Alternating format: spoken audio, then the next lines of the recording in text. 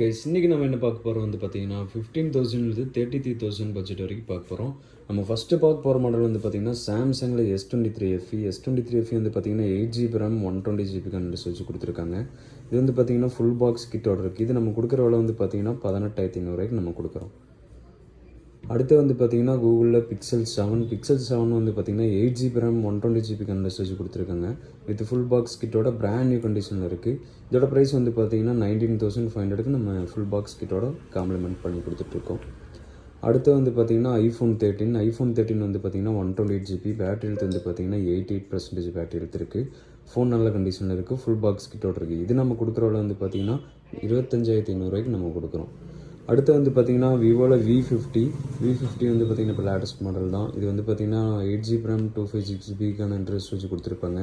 Phone நல்ல கண்டிஷனில் இருக்குது. வித் ஃபுல் பாக்ஸ் கிட்டோட இருக்குது. 7 months பிராண்ட் வாரண்டியோட இருக்குது.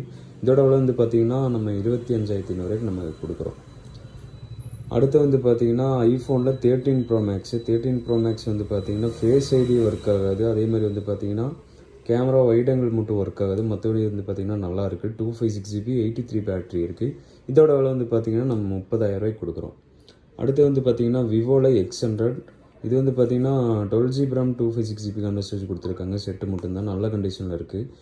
இது நம்ம கொடுக்குற விலை வந்து பார்த்தீங்கன்னா நம்ம 33,500 நம்ம கொடுத்துட்ருக்கோம். இதே மாதிரி மோர் அப்டேட்டுக்கு நம்ம சேனலில் ஃபஸ்ட் டைம் பார்க்குற மாதிரி தான் மறக்காமல் ஃபாலோ பண்ணிக்கோங்க.